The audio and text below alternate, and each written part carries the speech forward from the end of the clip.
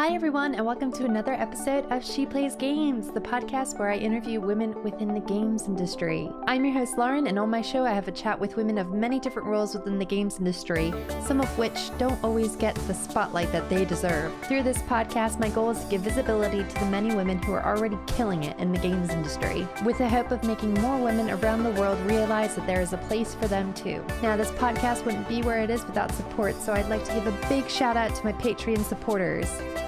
Jean Leggett, Matheus Diamantino, and Priscila. Thank you so much for supporting the show on Patreon. If you'd also like to support the show, please head to patreon.com/sheplaysgames for more information. On today's episode, I'm speaking with RekitRaven. Raven is a Twitch streamer, head of the Underworld Charity Team, who raise money and awareness for marginalized communities. And Raven is also an 1,000 Dreams Fund winner. I really hope you enjoy listening to Raven's story, and if you haven't already, please hit that like button and subscribe. This is episode 54 of She Plays Games. Thank you so much, Raven, for coming on the show. Of course, I'm really happy to be here.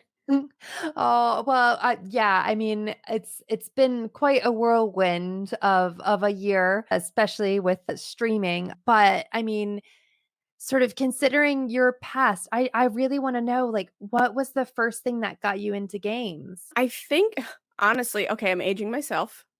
It's no shame.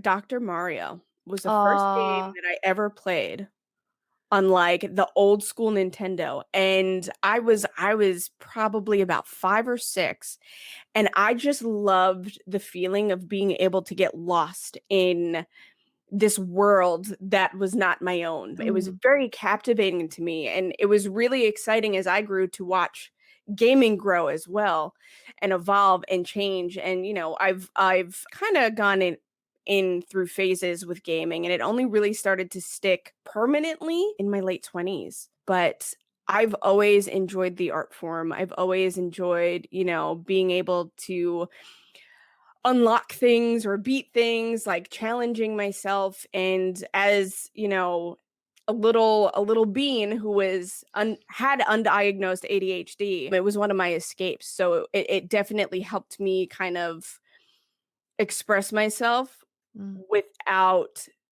throwing a fit. Yeah.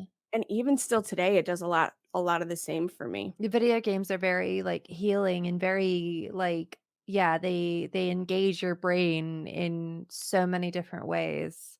Yeah, it's that risk reward and, like, that Mhm, instant reward. So, if I'm getting constantly fed, like, input, it makes mm, me very happy because mm. I get very bored very easily.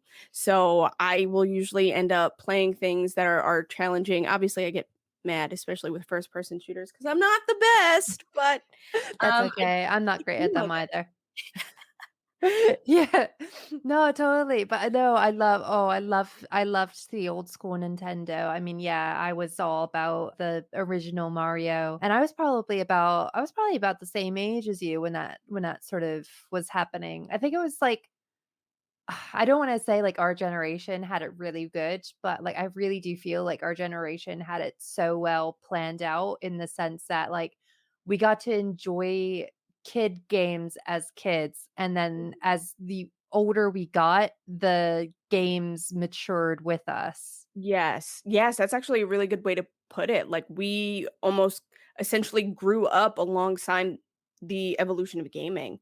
Mm. Um, and so, having children, like, we're trying to teach the older games. So my eldest will actually play a lot of the older games, like the older, like, Mm. Legends of Zelda and, like, the original Pokemon where there was, like, 150, not, like, 2,000, Yeah. because none of those Oh, they exist. were so much better anyway, like Pokemon Yellow, where you had, like, a Pikachu follow you the whole time, that's the Yes. best. Yeah, no, none of the Pokemon now exist to me. I don't care. I don't care what anybody I don't they don't. So, yeah, like, I think we were lucky, and I'm Mm. trying to instill that in my children as well. No, completely. I think, like, the Switch has been so good for that. Like, Yeah. honestly, we've just explored that as well because they have, like, that old Super Nintendo bit on the Switch where, Mhm. like, Allie's playing my eldest is playing through Kirby right now, and it's just, like, I love it's that. so good. I love They're such great games. Yeah, yeah, they really are, and, like, honestly, like, I know for me personally, with the evolution of gaming, like, I get very bored with a lot of the Mm. newer games because I have played very similar, mechanics in games growing up. So it's always really exciting to see like something new and innovative come out. Completely, completely. So, I mean, like, was there a game in particular that inspired you to start streaming on Twitch or a person in particular?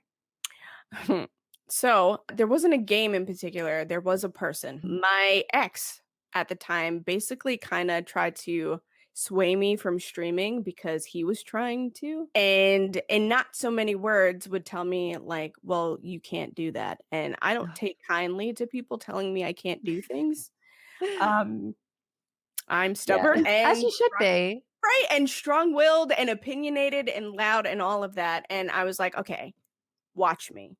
And I started and I fell in love with it because Mm, for me, a lot of it was just the social aspect. I could be really, really, really crappy at games and people would still just come and hang out. And that for me was amazing because I always found it hard to make and maintain friendships.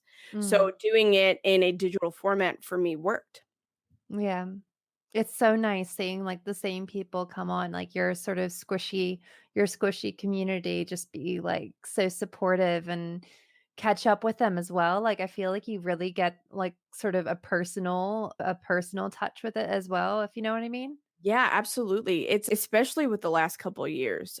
People will be like, "Oh, like my friends IRL." Like I do have friends that I Mm, met specifically through streaming, and I don't really have a difference between like IRL friends and friends that I have fostered in this community because they're all people, right? And mm, a lot of the times, I have the honor of being opened up to, like people can be vulnerable with me and I'm vulnerable with them and that for me is more friendship than just, being able to walk to somebody's house.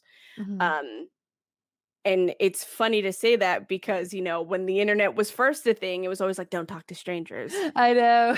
And now it's like I'm telling strangers my whole life story and, they're okay with it. They're like, "Yeah, like I totally understand that." And so it's come full circle and it's very ironic. Yeah, no, completely. I was raised on that as well. I couldn't play like MMOs growing up, even though I really wanted to, because God forbid you met some creeper from the internet. Mhm. But I almost kind of feel like it's a necessity now, especially like finding other gamers, because it's I don't know about you, but it's really hard to find other like parent gamers. Yes. Yes. It really is, and, like, being a parent in most spaces is hard to navigate, but being a Yeah. parent in, the gaming space can be equally hard to navigate because if you're, playing something with someone and you're in the middle of something, you're like, "Oh, hold on, like, the kid needs something." Like, if you're playing with other parents, are like, "Oh, yeah, no, fine, we'll wait for you. You're good." Yeah. Yeah. If Yeah. you're playing with somebody who has no kids, it's like, "Well, can't you do that later?" And it's like, "No, you Yeah. don't." There's a level of understanding, and I'm not saying that everybody's like that, but there's a level of understanding you have when you are a parent playing with other parents. It's almost like a comfort setting. No, completely. I've had so many times where I've answered the door and I've been in the middle of like a League of Legends game and I'm just kind of like, "Can you just go away?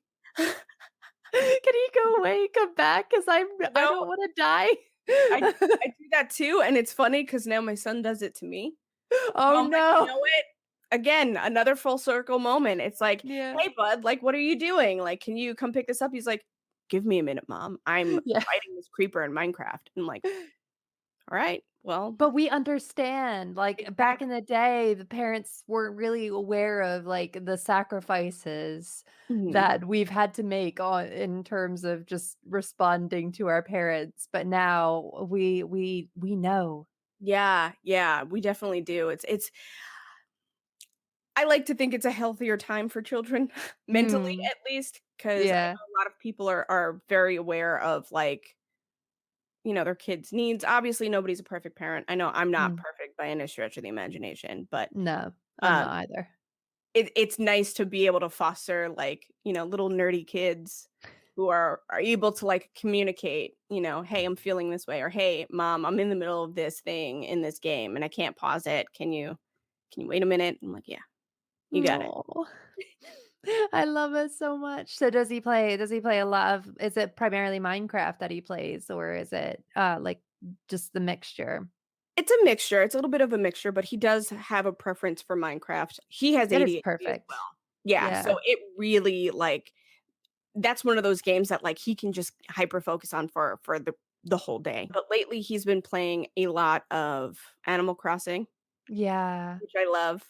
I think it's cute, and I think it's a really good way for him to start, dipping his toes into like multiplayer games and like multiplayer online games, especially when I can facilitate it in a way that, my friends' children are playing with him. So Oh, it's fun and it's really awesome to just watch him kind of like expand and like see what he likes and doesn't like. It's just it's I love it. I I love it. know. That was, like, the best thing, like, that was the best thing at a really craptastic time. Like, Animal Crossing just made the world at least just a little bit brighter. Yeah. Yeah, it definitely did. And I'm not gonna lie. I jumped on the bandwagon late. I literally just got the game maybe like 2 weeks ago. Did you? Amazing. Oh, that's okay. It's nice to be on the early part anyway, because I mean, I just started over my island because you get to a point where you're just kind of like, I need to change. But like, just to start from scratch is just, oh, it's so Yeah. great. Yeah, absolutely. I It's really funny like how gaming and ADHD works for me because in like any MMO, I have maxed out character slots. Mm, Like I go through and I'm like, well, I don't feel like playing, my rogue today. So I'm gonna be a healer. And so I'm mhm. making a healer. And then I'm like, I don't want to heal today. I'll be a tank. And then I'm a tank. And then it's it's it's both a gift and a curse. Right? Yeah. Yeah, no, no, no, totally. But it's good to, yeah, it's good to just embrace yourself. Yeah. And I think that's probably one of the biggest things that I love about gaming too is I can just be me. Like I don't have to Mm. worry about putting on like makeup or a wig or, clothes if I want to.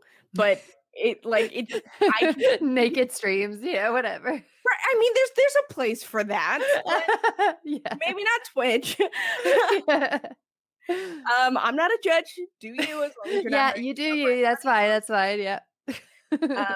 But yeah, like it's honestly like it is one of the things that I consider my medicine because there are days Mm, where I'm just out. Like I can't handle the stimulus of being around people. I can't handle the stimulus of trying to talk to people. So I mm, literally just put my headphones on, turn the light off, and like get lost. And mm, usually after about an hour to hour and a half, I'm good. And I think that a lot of people are still kind of coming around to the idea of that because there are still people trying to push for like, well, video games make you violent, and it's like don't know if that's necessarily the case because I know I nah. play some violent games. I play a lot of horror games, right? Like I'm not going out in my Jason mask and with a machete and like terrorizing the neighborhood. Like, I know.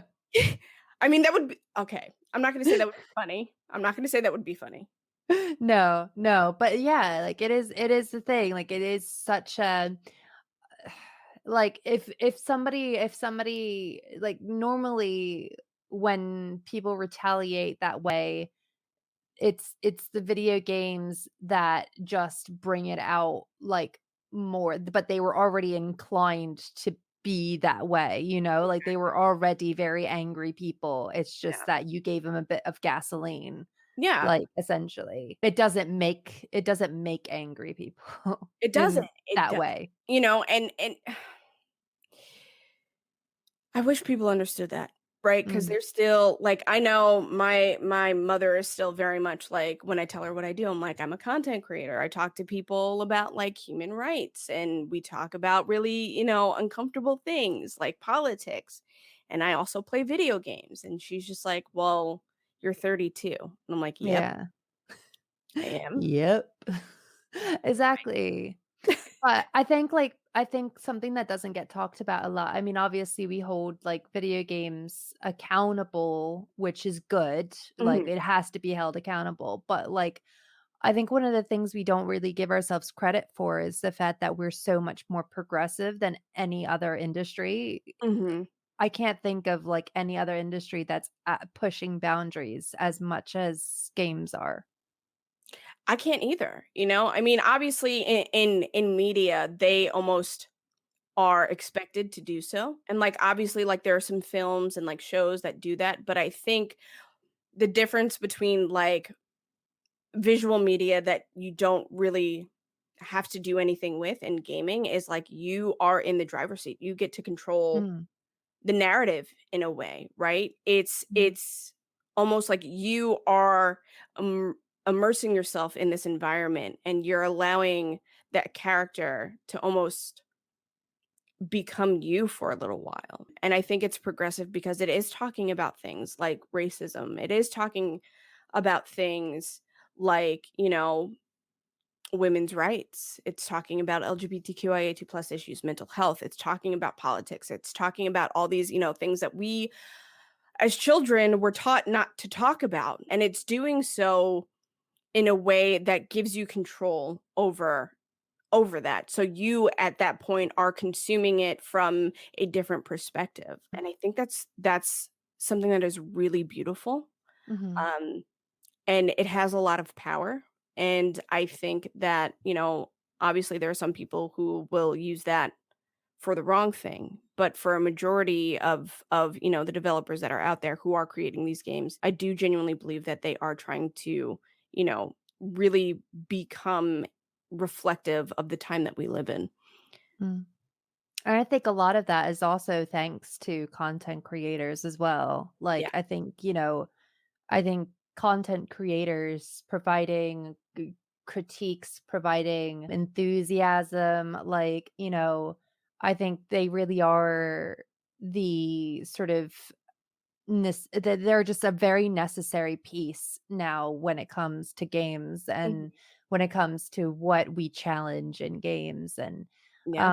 how we view games. Like it's all this like beautiful sort of relationship Yeah. between like the developers of games and then the content creators with the fans as well. Like it's just it all has to work together. Yeah, it is getting more complex, Mm, right? But it is really beautiful, and content creators are changing the industry, mm, Like we've seen that with, unfortunately, Actibliz and the sexual harassment that they're facing. We're seeing that with Twitch right now. yeah. And the Twitch Do Better movement. We are really out here doing the work to change everything that we are involved in for the better. And unfortunately, I know some people don't think that that's the case, but gaming shouldn't be exclusive for anybody. Like nobody should feel like they are gatekept from Mm, playing something or being able to enjoy that type of content because they are different. It's important to be able to include everyone as much as possible. completely. And sort of like getting on to the streaming side. So I just kind of wanted to know like what is your sort of like selection process when you come to like choose a new game to play on Steam? Oh, sorry. when, I mean, when it both. comes to playing a next game on stream. Um, I like to play a lot of games with my friends. Mm, So I look for playability. I look a lot of the times for co-op. I look for like the entertainment factor. Like, are people going to enjoy me playing this? Is it going to make people laugh? 9 times out of 10, the answer is yes, no matter what the genre is, because when the medicine wears off at the end of the night, when I'm doing my stream, I just say things. mm. And when I'm playing horror games specifically, like obviously a lot of people who watch horror streamers are there for the reaction. Um, Yeah. so I take that into consideration. I'm like, okay, is this really going to scare my whole life? Because Mm. if it is not, I don't know if I could play it.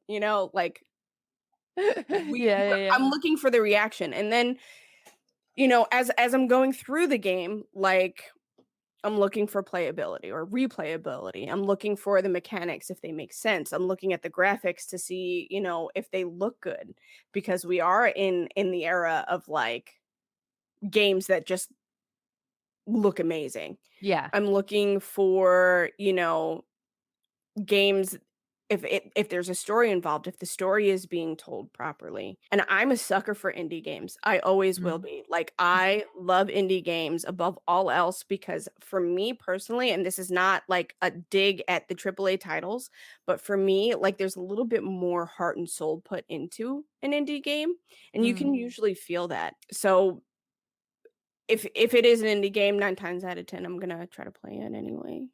No, I completely agree with that. Like there's so many interesting concepts and so many interesting art styles that are being put into indie games from indie developers. And yeah, like AAA just doesn't they it's just too risky, they feel, I'm guessing, for them Mhm. to do that same kind of thing. Like it's almost like it harkens back to, like, the nostalgic era of PlayStation and, like, earlier games because, like, there's some games that released on, like, the PlayStation 1, even Sega Genesis and stuff where you're just like, "How did this game get released? Like, how did somebody come up with this?" They definitely were on something or something went weird, and, like, I feel like games like I feel like the studios really took a lot more risks back in the day, maybe because of how much less of a hit it was. I'm Yeah, not sure.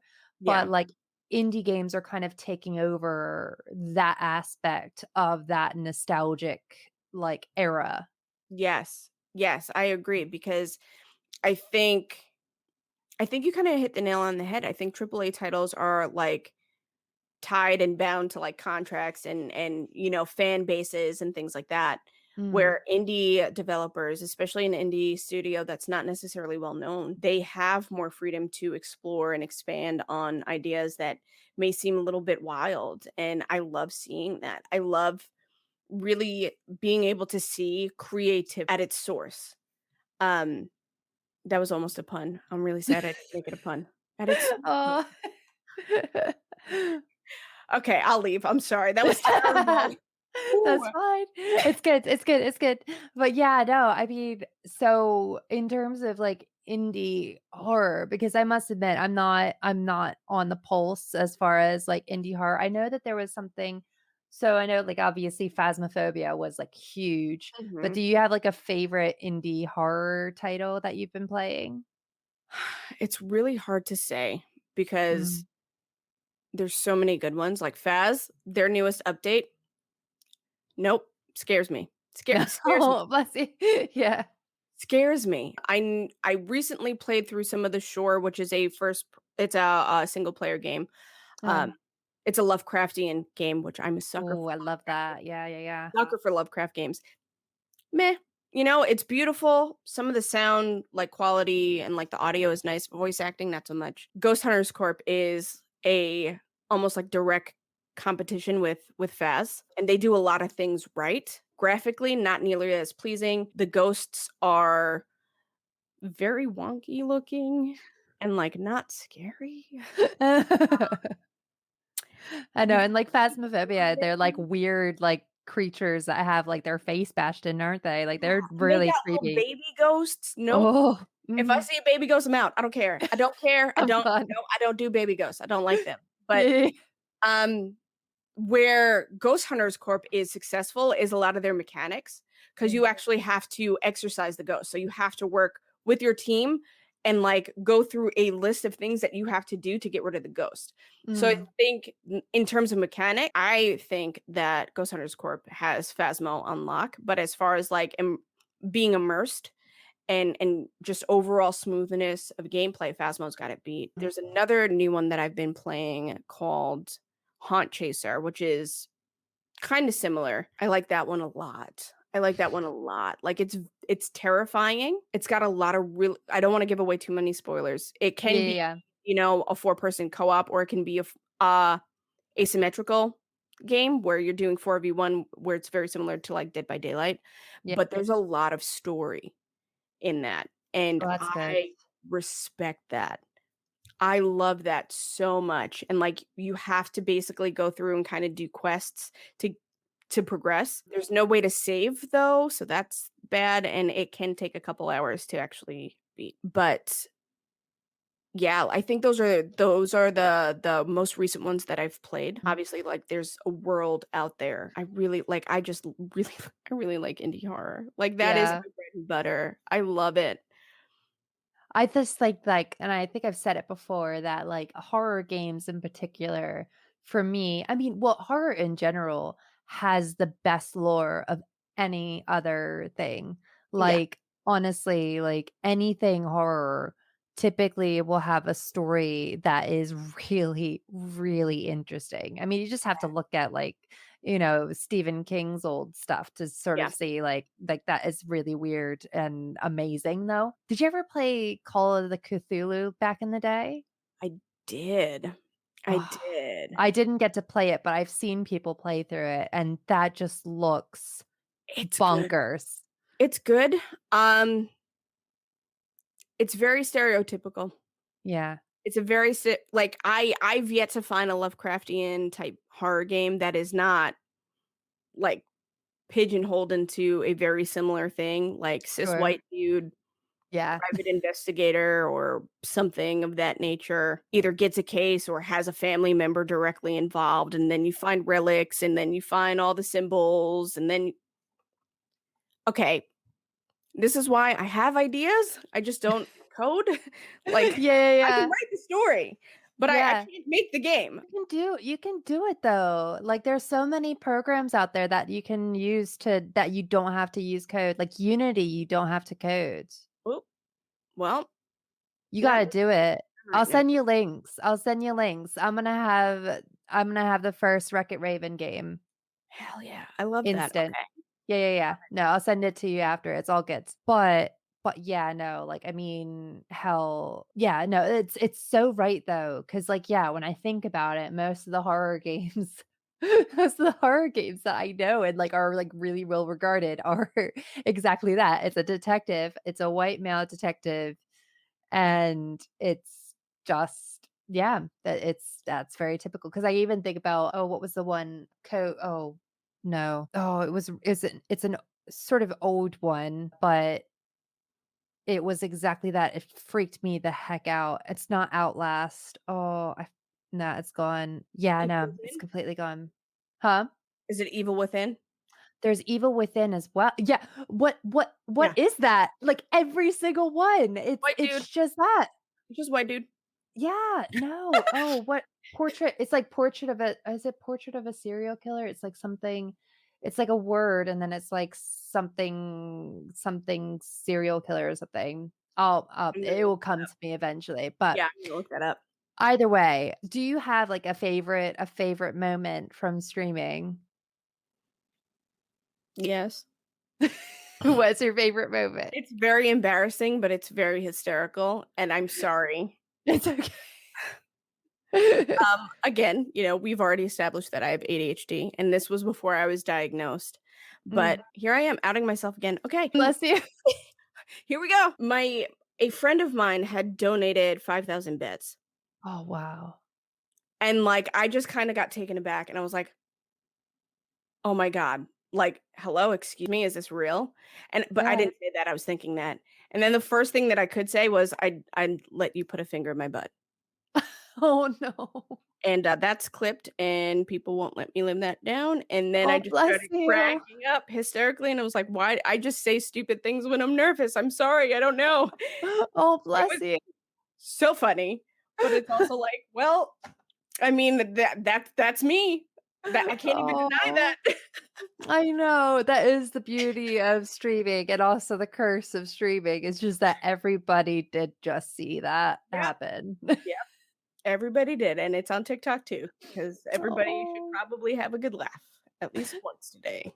Oh, bless you. But it's still lovely though, because you're bringing to light something that, like, there's a lot of people who struggle with it or feel anxiety about being ADHD or having ADHD. And like, it's wonderful that you can look at it with lightheartedness and basically just be someone to shine visibility on it, and that it's okay, and like it's just something that you just cope with.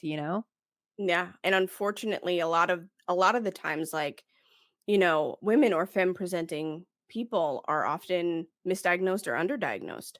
Mm, Um, and I like that I'm able to talk about it so openly and so frequently because it is a part of who I am. It doesn't define me as a person, mm, but I definitely realize, some of my struggles with it.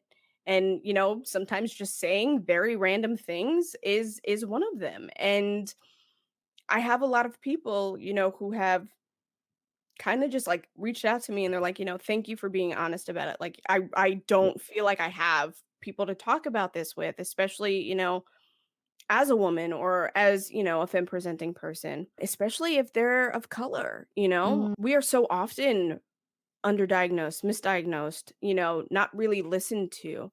So when I found, a Black woman to diagnose me, I was thrilled. mm. And I think it's just a really important conversation to have, with people, and, I'm not shy about having uncomfortable conversation, like, I think it's healthy. No, completely. Because like, it shouldn't it's like that thing where it's like it's uncomfortable, but it's like it shouldn't be, because it's completely something that is widely experienced amongst, like, a ton of people. Like, it's Mhm. like this is something that is important, and we all should just be willing to, like, share experiences with. Like, it's just like it should just be loved and Exactly. appreciated. Yeah. And even if you don't like it, tolerate it. Like, Yeah. you don't have to love everything about somebody. Like, I say this all the time because I love my partner, right? Mm. Love him to pieces. I don't always like what he does. There are certain things that I tolerate. Same Yeah. thing, he tolerates things with me. It's okay to not like everything about somebody, right? But it's not okay to fault them for it Yeah. unless they are using it as an excuse to treat you poorly. Yeah. Then absolutely call them out. Yeah, yeah, yeah. Yeah, completely. But yeah, and I mean, so one of the amazing things that you've been a part of is you got funded through the 1000 Dreams Fund. Congrats on that. That's Thank you, amazing. thank you. I was so excited. I saw it and, like, I stood there and I was like and then I just started crying. And I was like, "Oh my god," and Oh, running through the house like a little kid. Oh my god, it was something. it must have been so, like, just mind-blowing. Like, it's not every day that something like that happens, Yeah, and that's just incredible. yeah, I definitely did, and, like, like, I just got, the money, so I got my upgrades. I actually got the Go XLR and the Shure SM7B. Ah, yeah, yeah. Yeah. This is Yeah, mine. yes. Yeah. No, 'cause I love this guy, but he definitely picks up on everything. I know, I know. It So took us about a decade to get to this boy, and yeah, it is good. It is good. so I'm excited about that, and it made me feel validated Yeah. in, like, who I am and what I'm doing. Because I really like, I know I'm not a perfect person, but I really do try to be a good person. Chaotic good. Chaotic good, yeah. Always chaotic good. It's a lifestyle. Yeah, it really is, but it made me feel like I did something right. So it was very cathartic. And, like, what is the I mean, yeah, like you basically said, like, it's given you so much, like amazingness to be a part of that experience. I mean, what advice do you have for anybody who's considering applying for a grant like that? Just say, like, be yourself and don't be Mm. afraid to talk yourself up. Like, you, even though you're your worst critic, I'm not calling Always. myself out right now. Don't um, you are your biggest cheerleader as well. Like, you know what you do well. Don't be shy to say that. I think, unfortunately, we're conditioned that we shouldn't be bragging about who we are or our achievements, but you're allowed to. You're allowed to celebrate yourself. So if you are considering applying, like, really take a look at who you are as a person, the things that you've accomplished, and put that in there. It's okay. It's okay. Mm. Yeah, completely. And then, I mean, so we would be missed without like talking at least a little bit about Underworld Charity Stream Team. So, like, when was this charity stream team set up? And like, do you have any advice for anyone looking to join or start up their own charity stream team? Sure. It was started the beginning of the year Mm. in January because here in the States, we had the Capitol insurrection, and the world saw how these people who were terrorizing the Capitol were treated and the Baby. blatant hypocrisy of how Black and brown people have been treated in this country for less. And it made me sick to my Mm, stomach. And I can't necessarily be out there protesting on the front lines. So I decided that I needed to do something. Like, I have a platform, I have to use it. So I kind of just, before my Twitter account was blowing up, like, I had a couple of people who were interested because I put a tweet out and I was like, look, like, I want to raise money for mm, this, especially after all of this stuff that has been going on. Like, who's with me? So it was me and a handful of people. And we raised, I think, like $1,500 for Color of Change. that's Um, amazing. and then other people were like, "Hey, I'm interested in, like, helping you," and things like that, and so I was like, "You know what? Like, F it, like, we're doing a charity team."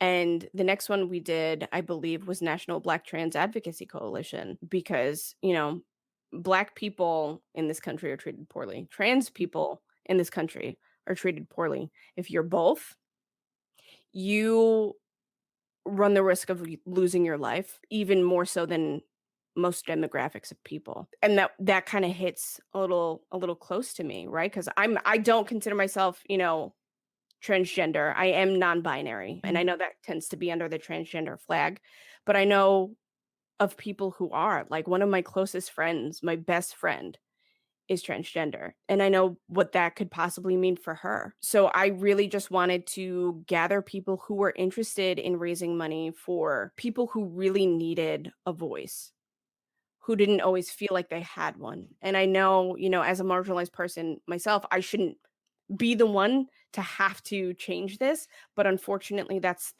where I am and that's where we are. So, Yeah.